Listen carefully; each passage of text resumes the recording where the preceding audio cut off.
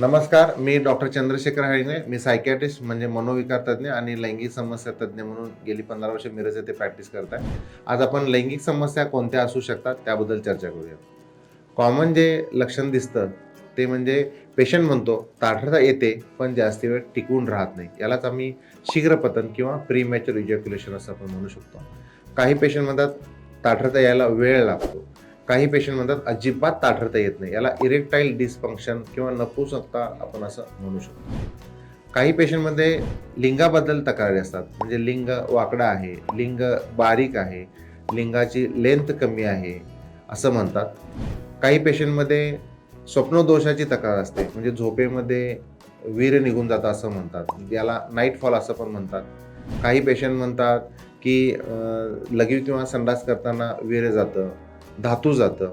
याला धात सिंड्रोम असं म्हणतात. त्यामुळे अशक्तपणा आलेला आहे. काही पेशंटमध्ये हस्तमैथुनाबद्दल गैरसमज असतात, मास्टुर्बेशनबद्दल.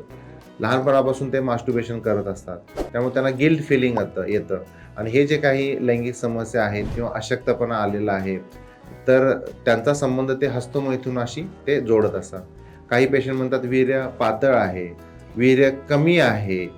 काही पेशंट म्हणतात की एकदा संबंध झाल्यानंतर दुसऱ्यांदा आम्हाला संबंध ठेवायला जमत नाही. काही पेशंट पर्सनल गोष्टी शेअर करत असतात. ते म्हणतात की मला पत्नीशी संबंध व्यवस्थित जमतो, बाहेर जमत नाही. काही म्हणतात की पत्नीशी जमत नाही, बाहेर जमतं. तर हे जे काही लक्षणं किंवा हे जे लैंगिक समस्या दिसतात, तर हे कशामुळे होतात?